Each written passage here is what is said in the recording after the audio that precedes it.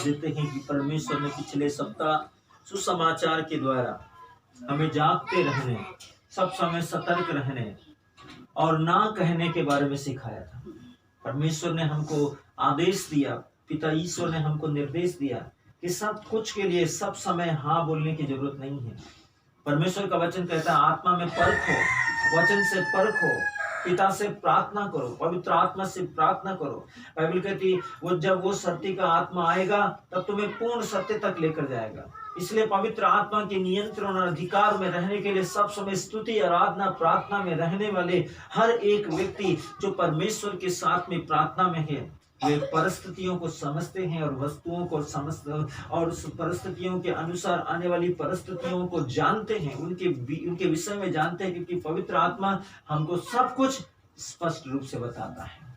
परमेश्वर हमारे सब बातों को क्लियर करता है और इसलिए क्या सही है क्या गलत है, किसे ग्रहण करना है किसे नहीं ग्रहण करना है, किसे हाँ बोलना है किसे ना बोलना है, किसके लिए यस करना है किसके लिए नो करना है, किसको खाना है किसको नहीं खाना है, कब कंट्रोल करना है, कब हम मगन हो सकते, आनंदित हो सकते हैं। ये सब चीजों के लिए प्रभु ने हमको बुद्धि का आत्मा दिया है, सत्यनिष्ठा का आत्मा दिया है और परमेश्वर का वचन कह रहा है सब कुछ परमेश्वर की वचन में है और परमेश्वर का वचन हमको आशा दिलाता है। पिछले सप्ताह में हमने परमेश्वर के वचन में देखा कि आशा व्यर्थ नहीं जाती, क्योंकि ईश्वर का प्रेम पवित्र आत्मा के द्वारा हमारे हृदयों में उंडेला गया है और वही पवित्र आत्मा जो हमारे हृदयों में प्रेम के रूप में उंडेला गया है, क्योंकि बाइबल हमको सिखाती है कि परमेश्वर प्रेम है और पवित्र आत्मा जो प्रेम के रूप में हमारे हृदय में उंडेला गया है, वही पवित्र आत्मा जो परमेश्वर का निज आत्मा है।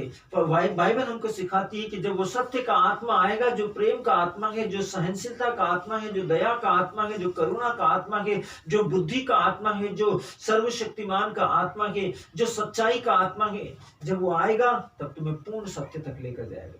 तब परिस्थितियों को हम देखेंगे और परिस्थितियों को हाँ और ना कहने के लिए पवित्र आत्मा हमें स्वतंत्र करेगा।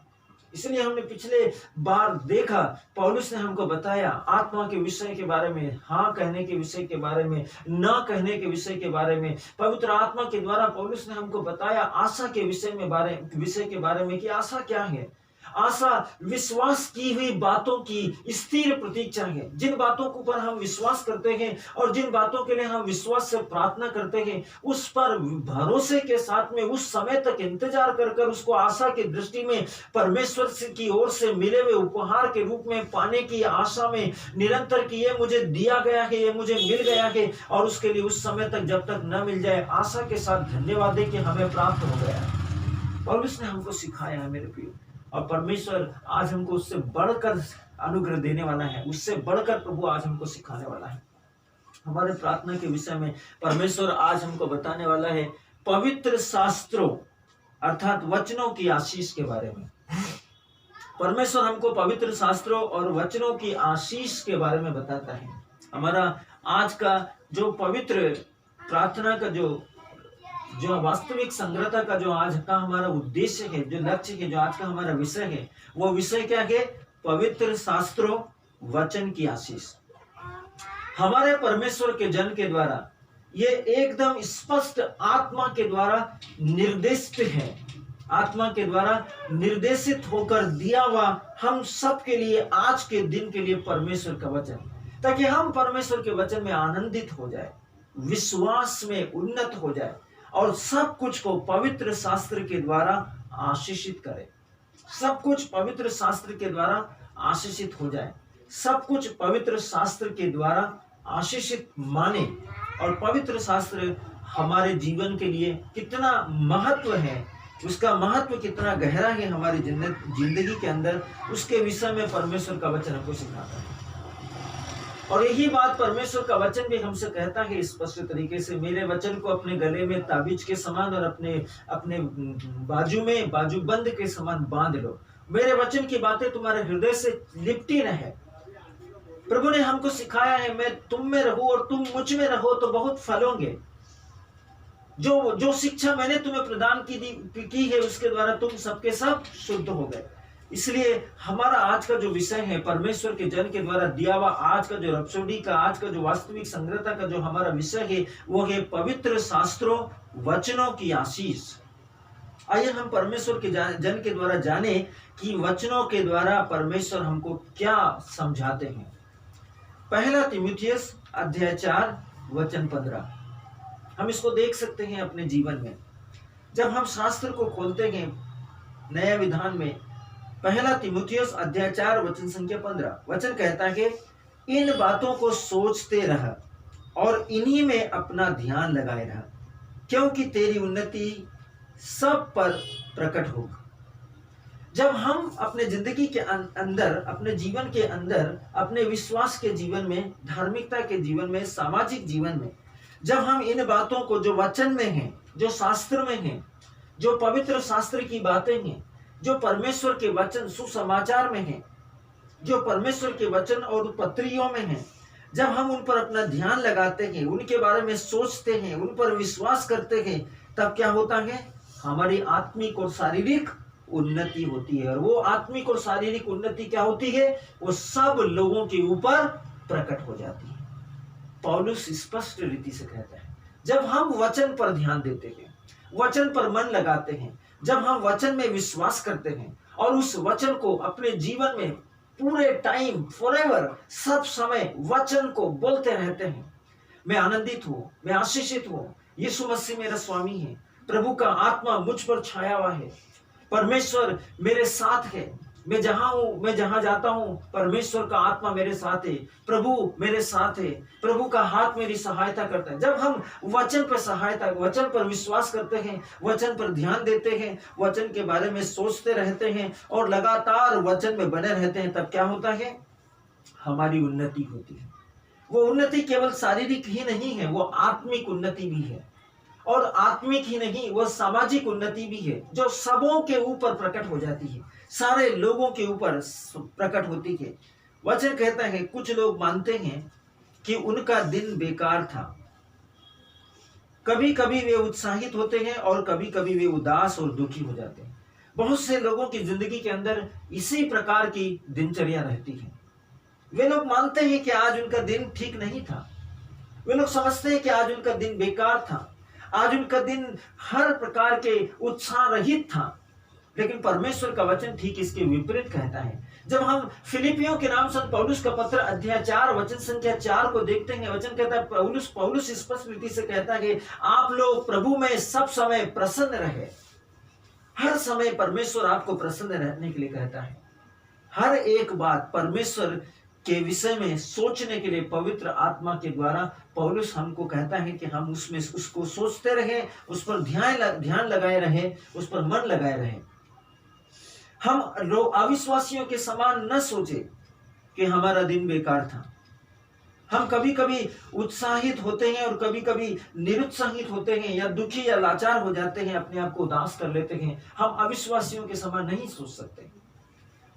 बाइबल हमको कहती है और आशा करते हैं कि वे यह सब आशा करते हैं कि वे यह सब खत्म कर सकें। बहुत सारे लोग अपनी जिंदगी में आशा करते हैं कि ये उदासी, ये निराशा, ये निरुत्साहितपन, ये लाचारियां या बेबसी को कैसे खत्म किया जा सके। ऐसे लोग यदि केवल वचन को पकड़ सके और पवित्र शास्त्र से प्रोत्साहन को ले तो यह अंतर पैदा करेगा। जब लोग अपने जिंदगी के अंदर ऐसा सोचते हैं कि हम उदास है, हम लाचार है, आज का दिन बेकार है, आज का दिन उत्साह रहित है, ऐसे लोग यदि वचन को पकड़े रहे, वचन पर विश्वास करे, वचन से प्रोत्साहन ले, तो ये अंतर को पैदा कर सकता है। उनके ये विचार जो 3 परिस्थितियों को कैसे बदले, ये विचार बदले जा सकते हैं। और वो बदलाव आएगा पवित्र वचनों पर मन लगाने से, ध्यान लगाने से, सोचने से, विश्वास करने से, उनके अनुसार जीवन जीने से। तभी हम आत्मा में उत्साहित हो सकेंगे।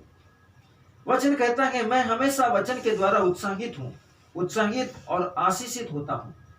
जब आप वचन में हैं तो वचन आपको क्या करता है? आशीषित करता है। जब आप वचन में हैं तो वचन क्या करता है? आपको उत्साहित करता है। जब आप वचन में हैं तो वचन आपको हर प्रकार की अनुग्रह से भरता है। मेरा कोई दिन उदास या बेकार नहीं होता। जब आप विश्वास में होते हैं, आप घोषणा कर सकते हैं, मेरा दिन बेकार नहीं है, मेरा दिन आशीषित है, मेरा दिन उत्साहित है और मेरा दिन किसी भी प्रकार से उदास नहीं है, मैं हमेशा ऊंचाई पर हूं। जब आप आत्मा में हैं, जब आप वचन में हैं, जब आप वचन में सोच रहे हैं, जब आप वचन में ध्यान लगाए हुए हैं, तो आत्मा क्या करेगा? आपको आत्मा के स्तरों में ऊंचाइयों पर लेकर जाएगा। आत्मा के स्तर में, उत्साह के स्तर में, समृद्धि के स्तर में, परमेश्वर की सामर्थ्य के स्तर में कहां लेकर जाएगा? ऊंचाई की ओर लेकर जाएगा और हमेशा आप उत्साहित रहेंगे। बाइबल कहती है संपूर्ण पवित्र शास्त्र परमेश्वर की प्रेरणा से रचा गया है और उपदेश और समझाने और सुधारने और सत्य निष्ठा की शिक्षा के लिए लाभदायक है। पवित्र शास्त्र वचन 2 तीमुथियुस अध्याय 3 वचन 16 में परमेश्वर का वचन बताता है कि इसके बारे में सोचो। हर एक व्यक्ति को इसके बारे में सोचना है, क्योंकि बाइबल इसके बारे में प्रमाण देती है, इसके बारे में बाइबल उत्तर देती है कि हर एक पवित्र शास्त्र, नबियों के जितने भी लेख हैं, भविष्यवक्ताओं की भविष्यवाणियां हैं, परमेश्वर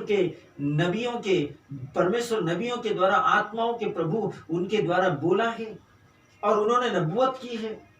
प्रेरितों ने पवित्र आत्मा से प्रेरित होकर जो कुछ भी पवित्र आत्मा ने उन्हें बताया है, सब कुछ को लिखा है।